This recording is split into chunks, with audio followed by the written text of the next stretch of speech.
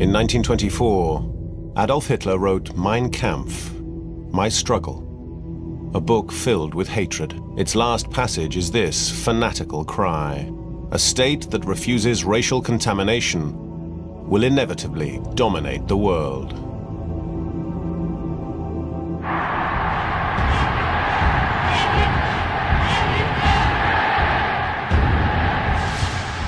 Adolf Hitler was born on April the 20th, 1889. He committed suicide on April the 30th, 1945. How did this Austrian who seemed to come out of nowhere succeed in conquering Germany? How did he sow the seeds of hatred and violence?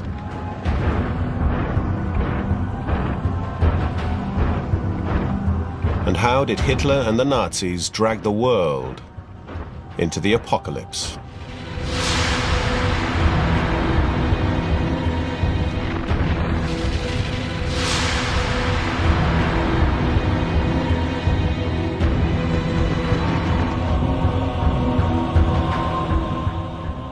How was the Hitler phenomenon possible?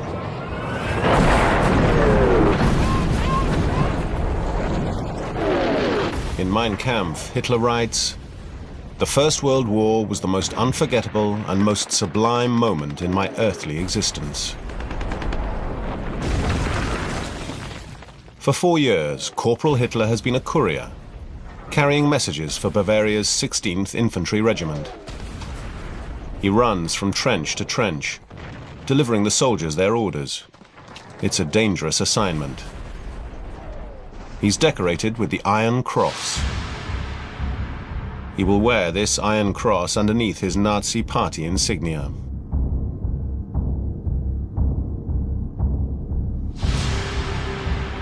During the First World War, Hitler learns utter disdain for the value of human life, as do many other soldiers in this terrible conflict.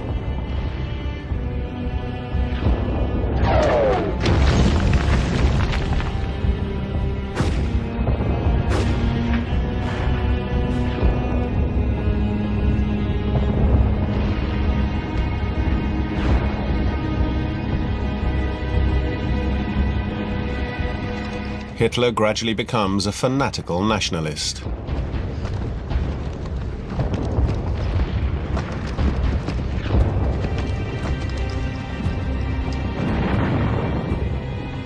Also in the trenches, the idea is born that he will one day bear witness and stand up for his companions in misery. In other words, Hitler will move into politics. Adolf Hitler learns how to effectively exploit his camaraderie with fellow war veterans, as he does 15 years later in this speech to workers at the Siemens factory.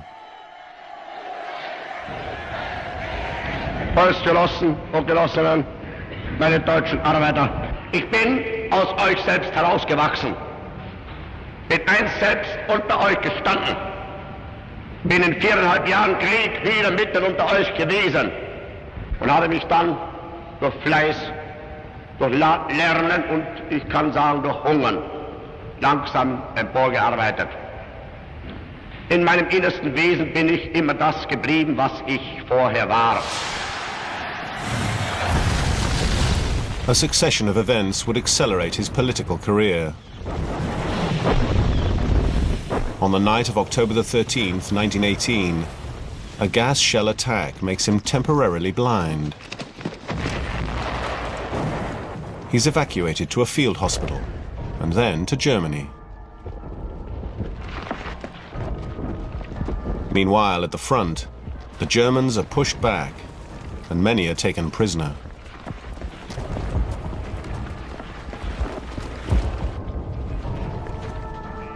German hatred of the French is omnipresent.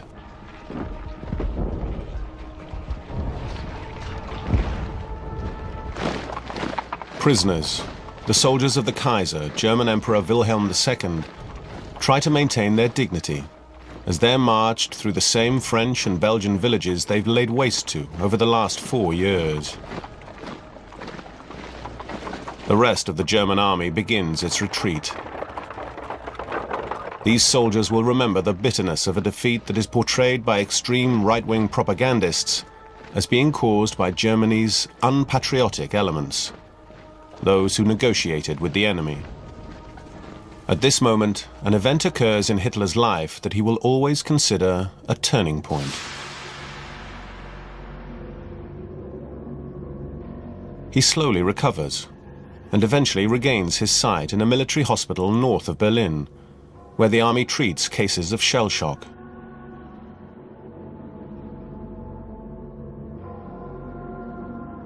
Hitler recounts that when he learned of the emperor's abdication, the end of the German monarchy in favor of a republic, and the armistice of November the 11th, 1918, that marked Germany's defeat, he heard an inner voice. He states, "This voice called to me to free the German people and to restore Germany's greatness." To this, Hitler will add his obsession.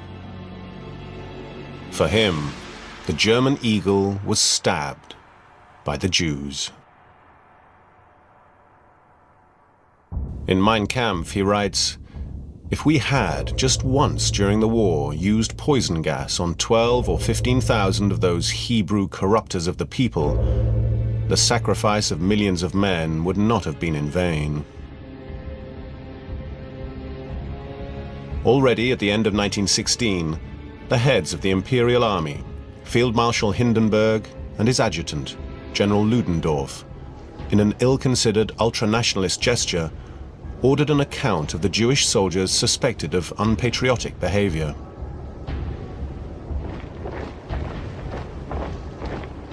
Anti-Semitism goes back centuries and knows no borders. Dogged by this destiny throughout history, the Jews, whether poor and living in ghettos or assimilated and bourgeois, periodically became scapegoats in times of crisis.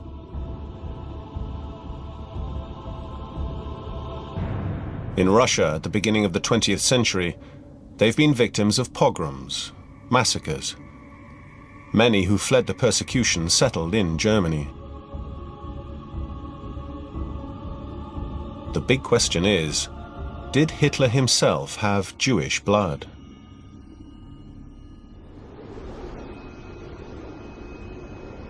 One of the Nazi regime's most closely guarded secrets is that he's unable to prove the opposite.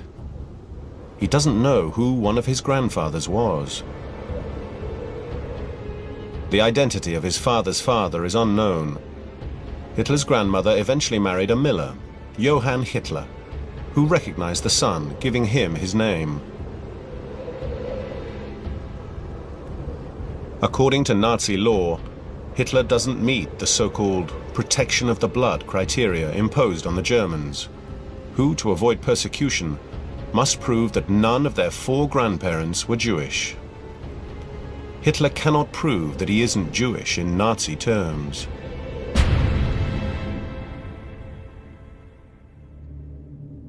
April the 20th, 1889. Adolf Hitler is born to a Catholic family in what is then the Austro-Hungarian Empire, in Braunau am Inn, a small town on the border with the German Empire. His father is a customs officer. A widower, he remarried his much younger cousin.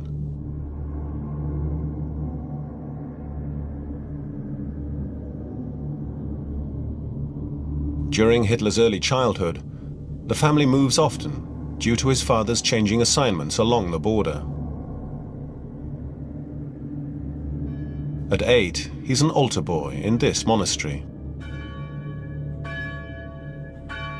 He sings and admires the priest's self-sacrifice and sense of mission.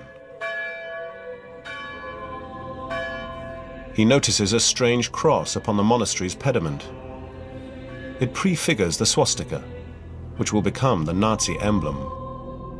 Hitler will always remember the monastery's cross, as if it were a portent of his destiny.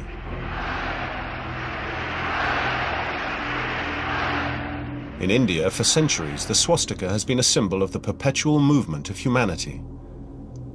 In the Nazis' deviant interpretation, it becomes the symbol of the Aryan race, a mythical pure race of tall, blue-eyed blondes, to which Hitler will add a helmet and the mystique of a superior race. In unseren Augen, da muss der deutsche Junge der Zukunft schlank und rank sein, flink wie Windhunde, zäh wie Leder und hart wie Kruppstahl. Wir sind entschlossen, ein neues Geschlecht heranzuziehen.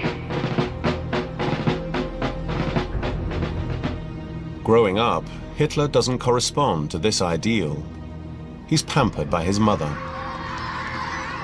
He'll return to this Austrian landscape at important moments in his career, like this one, a few weeks before his invasion of Poland and his provocation of the Second World War. These images of his childhood home were filmed and edited by his mistress, Eva Braun.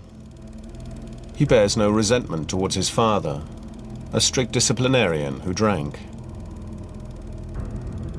But his mother, who died from cancer at the age of 47, may have been the only person Hitler ever really loved.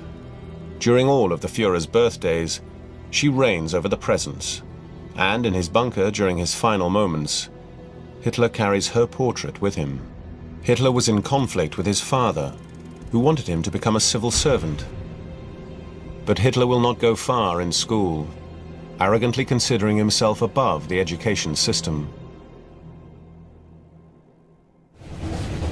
At 19, after his mother's death, he leaves for Vienna. He's not predestined to go into politics, since he dreams of attending the Beaux-Arts Academy. Thanks to his inheritance, he's able to live the bohemian artist's life. Having left his home province, he discovers the many communities living in the Austro-Hungarian capital. Czechs, Poles, Italians, Croatians, and Jews. He will later state, "It appeared to me like the incarnation of racial profanation." He makes a try at the Beaux-Arts entrance exam that he barely prepares for. Despite all his ambition, he isn't admitted. The period that follows is a difficult one. It's just before the Great War. He lives in a boarding house for men and survives by copying postcards for tourists. With the little money he earns, he attends the opera to hear Wagner, which, as a friend recounts, sends Hitler into a trance. Hitler, whose everyday life is mediocre at best, dreams of these heroes of Germanic legend. One of his favorite operas is Rienzi, in which a young warrior takes on the mission of saving his people.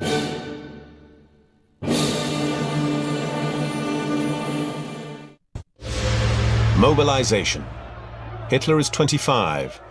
This is August the 2nd, 1914, and the declaration of war will transform his failed artist's life. Earlier, to escape military service, he had fled Austria. Now he's in Germany, in Munich, swept up in the folly of extreme nationalist sentiment that is hurtling all of Europe toward the Great Massacre. Hitler fought in the war, and the war transformed him. After 4 years with his regiment, he returns to Munich, to a Germany in the throes of revolution. Hitler is 30 years old. A decisive period opens up before him. Above all, he wants to remain in the army, which guarantees order and stability for the new regime of the Social Democrat president Friedrich Ebert.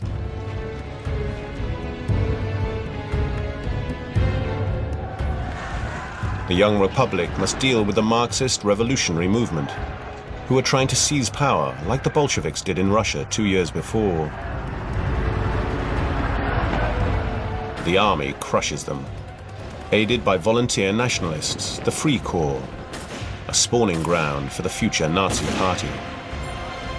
Hitler serves in the army with great zeal. His primary goal is to keep a roof over his head and keep his mess kit, for which he'll stoop to anything. He becomes a provocateur, an informer, denouncing comrades he suspects of being Reds.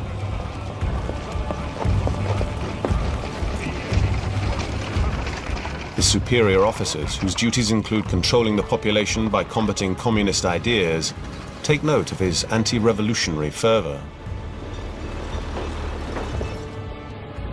They give Hitler a mission: the political re-education of returning German soldiers and prisoners of war. Hitler's commanding officer notes, "He's a natural-born orator. His fanaticism and populism captivates listeners, forcing one to think as he does." Hitler says, "At that moment, I understood that I knew how to speak." From his beginnings, Hitler knew how to escalate intensity and to feed his listeners exactly what they wanted to hear. In 1919, he denounces the national shame of the Treaty of Versailles.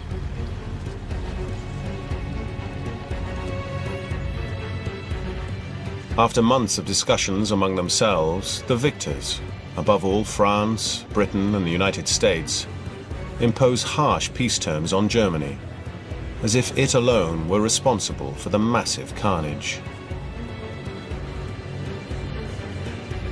The Treaty of Versailles, signed on June 28, 1919, condemns Germany to pay enormous reparations, which will create a great burden on the economy and will become a central issue in Germany's popular grievances. Germany also sees 13% of its territories and 1/10 of its population amputated. Alsace-Lorraine once again becomes French, and the Rhine's entire left bank is demilitarized. A German film of the period denounces the carving up of the national territory. The worst is the separation of East Prussia from Germany to reconstitute Poland, partitioned in the 18th century, giving it access to the sea. The Polish corridor will be the issue that ultimately leads to the Second World War. For many Germans, the Allies' condition that paramilitary anti-revolutionary forces be disarmed adds insult to injury. They witness the destruction of their submarines,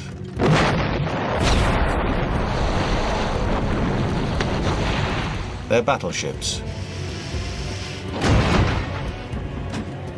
and their air force. Germany's army is reduced to 100,000 men. Hitler, against his wishes, is demobilized into this Bavarian region in upheaval, where right-wing extremist groups proliferate. Here he's filmed for the first time, during a demonstration of the DAP, the German Workers' Party. As early as 1919, the army has ordered him to infiltrate and spy on this group. Lacking better prospects, he remains a member and develops into a full-time political agitator. Politically, Bavaria is on the far right, whereas power in Berlin is with the center-leftist Weimar Republic, named after the city where the new constitution has just been voted into law.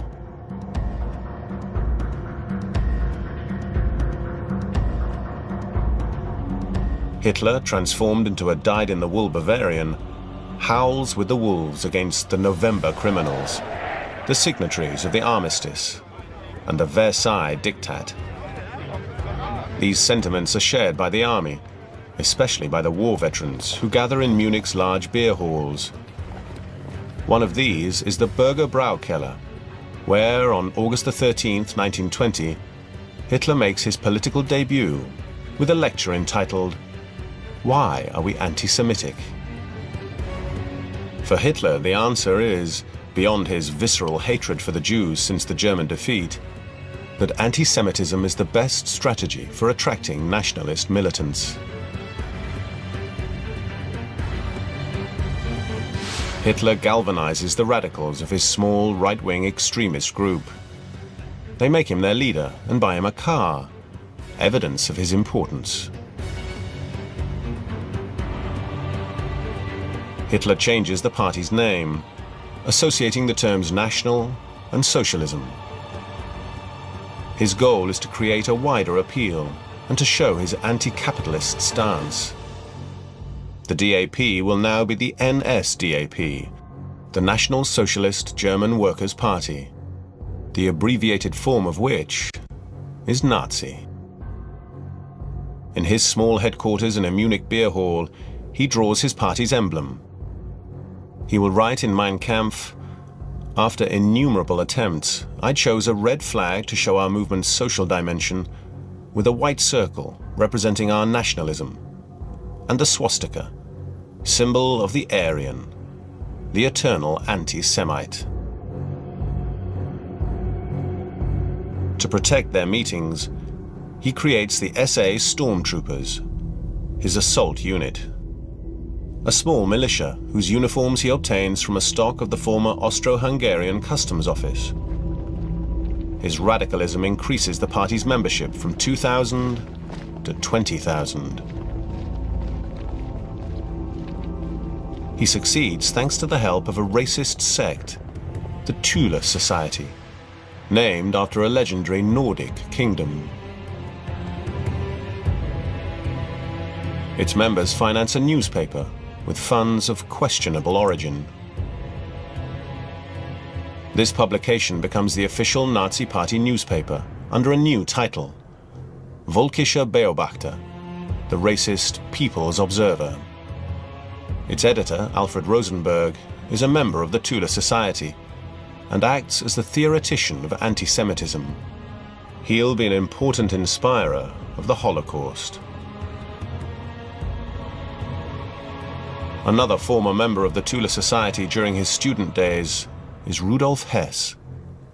He'll become Hitler's secretary and one of his most servile and fanatical accomplices.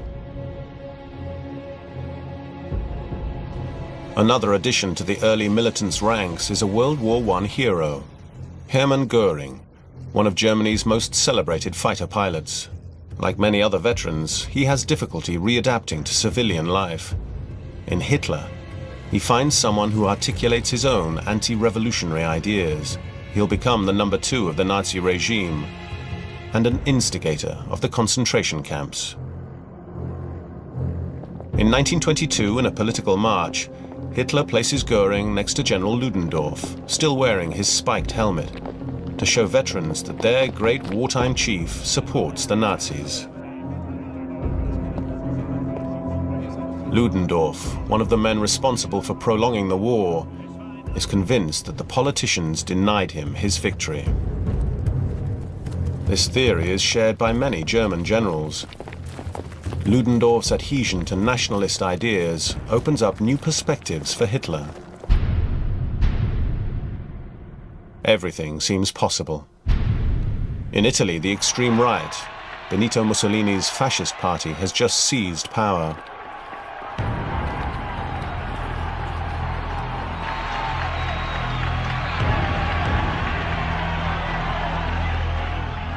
Will the German Mussolini be Hitler? 1923 will be the decisive year.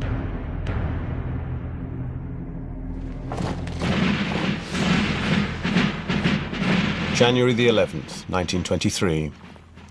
Stunned Germans watch helplessly as French and Belgian soldiers take control of the Ruhr, Germany's mining and steel production region. This results from Germany's refusal to pay its war reparations, the indemnities imposed by the Treaty of Versailles.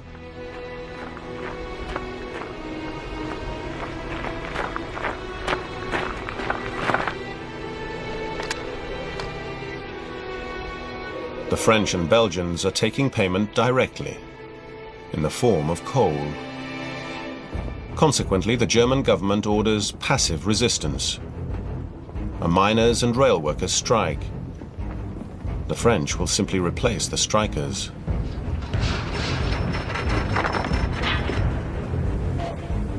No coal is left for the Germans. The situation becomes dangerously tense.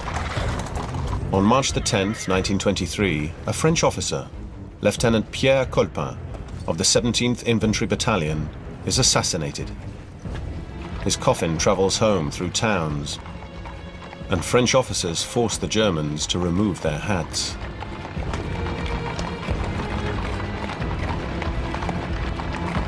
Indelible images, captured forever, will be profitably exploited by the Nazis. Hitler denounces the weakness of the government that allows the French to treat Germany like one of its colonies.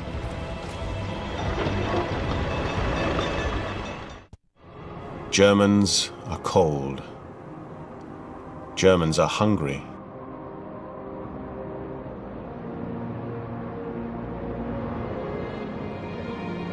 They try to steal coal back from the French.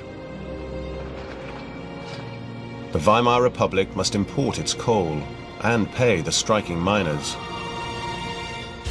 These enormous expenses prompt the mint to begin printing huge quantities of new money. The mark depreciates dramatically. One day, Germans are paying 1 billion marks for a kilo of potatoes, and the next day, 460 billion for a loaf of bread. In this ferment of off-the-charts inflation and unemployment, the Bavarian extreme right mobilizes, with General Ludendorff as its leader.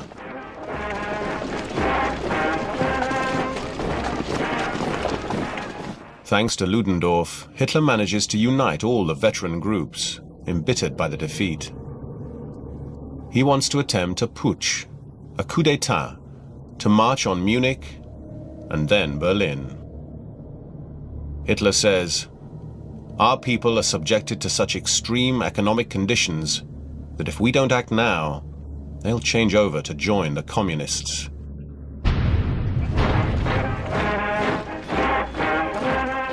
Thanks to their accomplices in the army, the Nazis succeed in procuring guns. However, the army and police decide to remain loyal to the legal government. For Hitler in Munich, all seems lost. But he holds on to the wild fantasy that he and Ludendorff can still bring the population along with them. So he orders his troops to advance on the threatening police barricades. The two camps are face to face, with Hitler in his white coat in the middle. In fact, this is a Nazi photomontage intended to fabricate the myth of Hitler's courage. In reality, he was behind a bodyguard who was killed in the shooting. For the police opened fire, putting an end to Hitler's 1923 putsch. Hitler was arrested, and the National Socialist Party banned. The great Austrian author Stefan Zweig wrote, "Thus, in that year of 1923, the swastikas and stormtroopers vanished, and Hitler's name sunk into oblivion again."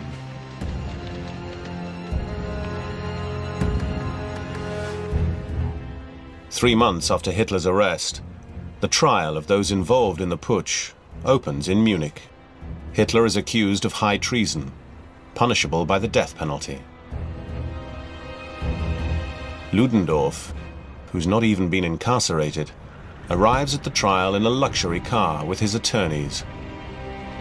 He is freed without further ado, out of respect for his glorious past, and because he continues to have influential supporters. He will be acquitted. Hitler, who has threatened to kill himself, now realizes the court is not as hostile as he thought. He draws on all his oratory talents, launching his usual fiery invective toward the government and the Jews.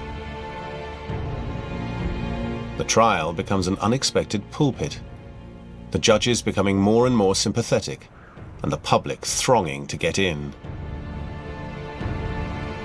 As a result, the verdict is much less severe than Hitler feared. He's condemned to 5 years in a relatively comfortable cell, with a view of the countryside. The conditions of his imprisonment resemble a stay in a hotel, in that he's free to receive Nazi sympathizers at any time of the day. One supporter even brought a laurel crown for the man he calls the incarnation of the nation's ardent desire. Hitler is free to receive any news publications he wants, and he even begins reading Marx.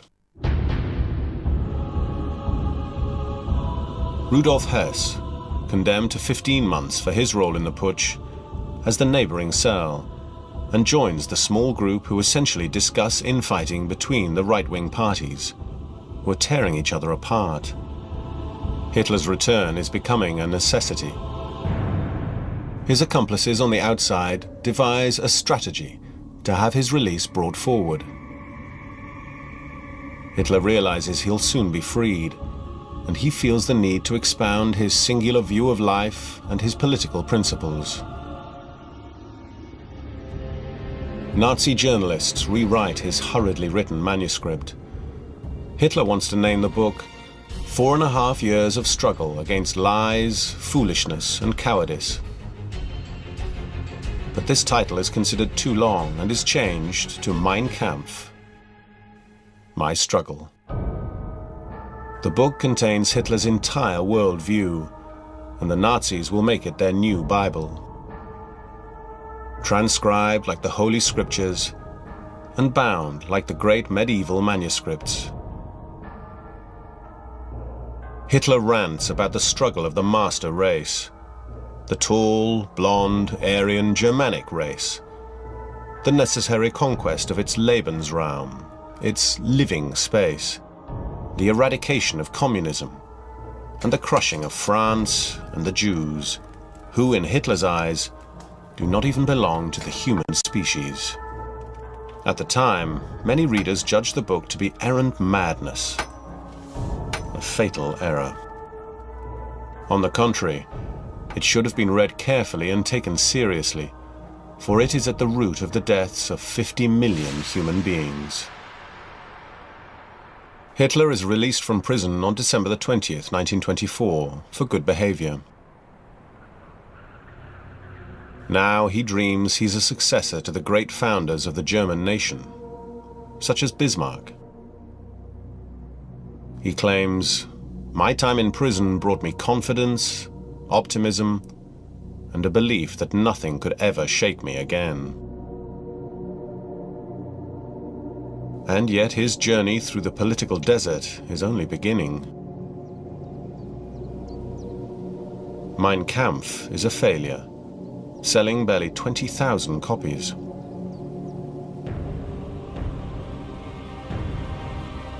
Hitler spends much of his time in the Bavarian mountain village, Berchtesgaden, where he rents a small chalet. He writes the second volume of Mein Kampf. It deals mainly with his project of expanding Germany's living space into Russia. Sales of the book are average, until his taking of power in 1933.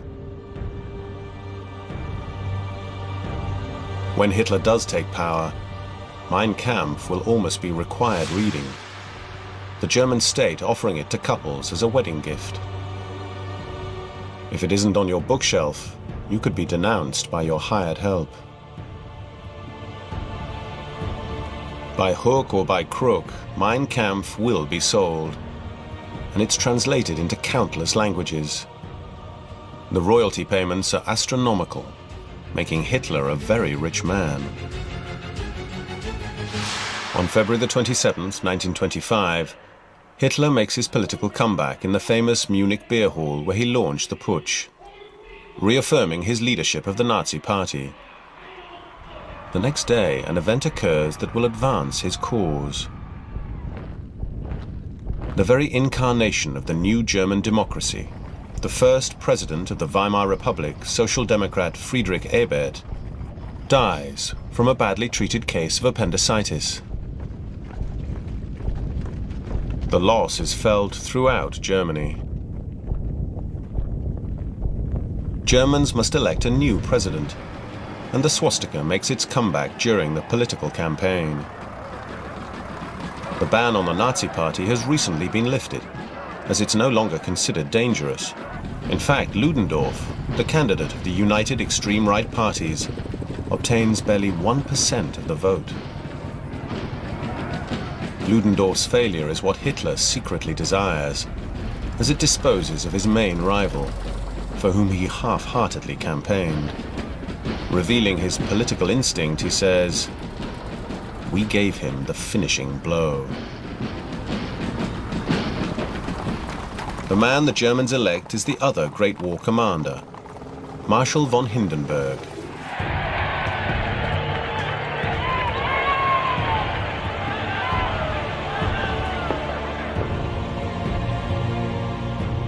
In 1870, as a young officer, he was present at the proclamation of the Second German Empire in Versailles' Hall of Mirrors.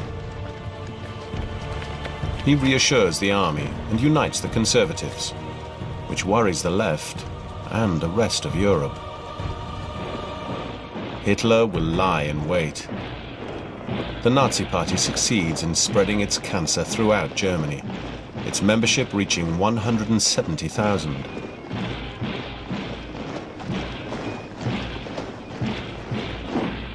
Hitler transforms his stormtroopers into a veritable private army. They are younger and younger. But let there be no mistake, this paramilitary order is composed of brutal fanatics, killers. Their new uniform earns them the nickname the Brown Shirts. It imitates Mussolini's black shirts, who, some years before, marched so successfully on Rome. Another symbol borrowed from Mussolini is the Roman salute, the outstretched arm accompanied by a guttural cry. In Mussolini's case, it's Viva il Duce. With Hitler, it becomes Heil Hitler! Long live Hitler! The SA uniform is created by a select team of German designers. Among the manufacturers is Stuttgart designer Hugo Boss, who promotes it in his ad campaigns.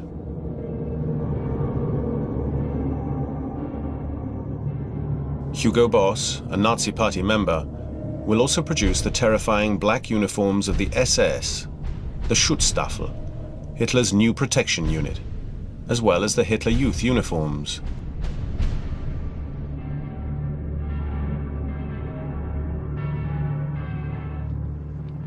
This is all very costly. The money mainly comes from rank-and-file Nazi Party members and from rich sympathizers, such as steel magnate Fritz Thyssen, whose steel plants are ready to forge new guns.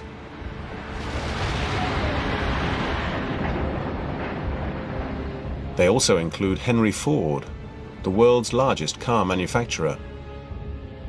The anti-Semitic Henry Ford will strongly support the Nazis. Ford will be the first foreigner the Nazis decorate with the Order of the German Eagle. In 1927, Hitler chooses Nuremberg for the party rally.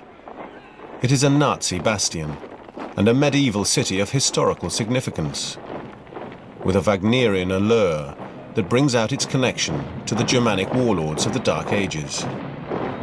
Hitler calls Nuremberg his ideological capital. He also wants to highlight the party's submission to the Führer, its leader. This personality cult will be enhanced through the work of his personal photographer, Heinrich Hoffmann.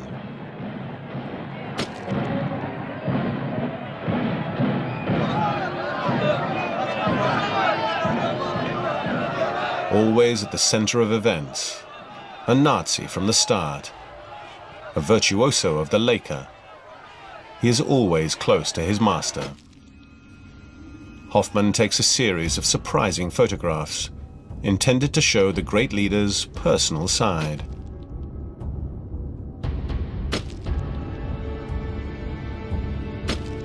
To win over female voters, as far as the Nazis can grasp their preferences.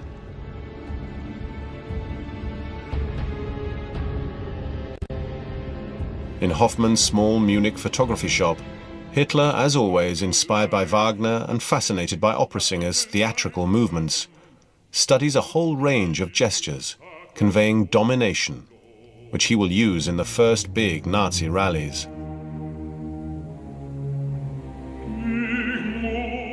Hitler states, "The masses are feminine and stupid. Only emotion and hatred can keep them under control." Ist das eigene Volk! Deutsches Volk, hilf dir selbst! Jeder soll helfen! Diesem unerhörten Zwang beugen! Hatred. This is exactly what the SA is sowing throughout Germany, beginning with the Jewish neighborhoods in large cities.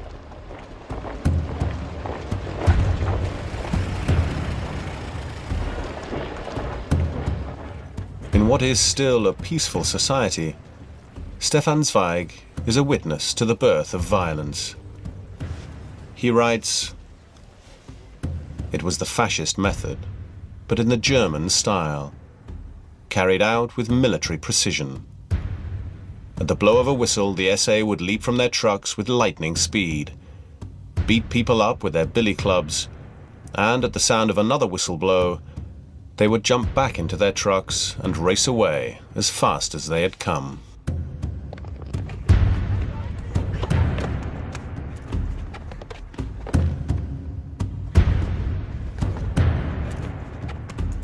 But the intimidation and terror produced sparse results. In Germany's 1928 legislative elections, the Nazis obtained only 2.6% of the ballot, less than 1 million votes. The Communists received 3 times as many, the Central Party 4 million and the Right 5 million. The Social Democrats come out on top with 10 million votes. Yet in the Reichstag, Berlin's parliament, this 2.6% of ballots, mainly from rural areas, translates into 12 new Nazi deputies. They create quite an impact, as almost all are wearing SA uniforms. Among them Hermann Göring, making his comeback. Wounded in the lower stomach during the putsch, he's gained a lot of weight and become addicted to morphine. It is finally Joseph Goebbels' grand entrance into politics. He closely corresponds to a maxim formulated by Nietzsche in the previous century. Fanaticism is the only form of willpower to which the weak and irresolute can rise. Goebbels is hardly the tall, blonde, Aryan type. He's short, limps, and has suffered from an inferiority complex since childhood due to his club foot. However, his diabolical cunning compensates for this handicap. He's a rebel against society who flirted with Marxism until the decisive meeting of his life with Adolf Hitler. Goebbels then saw the light. By refusing to publish his manuscripts, the Jews have prevented him from becoming a great writer, and the communists are responsible for the chaos in society. He states, "We enter the Reichstag like wolves into the sheep pen." But it's impossible at this moment for either the public or the deputies to grasp the significance of this statement. The general public's view of the Nazis is expressed in the Frankfurter Zeitung. Hitler has no coherent ideas or thoughts. Hitler is a dangerous madman. He's arrived at this point by following the wartime ideology to the letter, interpreting it in a primitive way, as if we lived in the times of the barbarian invasions at the fall of the Roman Empire. Germany is not worried. It would surely take a major catastrophe for Hitler to have any future in politics. Historian Ian Kershaw writes, "Without the Great Depression, without the crash of 1929, without the disintegration of the bourgeoisie, the liberals and the conservatives, Hitler would have remained a nutcase on the political sidelines." But Hitler will never abandon his mission. Wir haben ein Ziel uns gewählt und verfechten es fanatisch, rücksichtslos bis ins Grab hinein. Don't miss the shocking story of Hitler's GI death camp, premiering next Sunday at 9. Stay tuned for part 2 of Brand New, Apocalypse, The Rise of Hitler.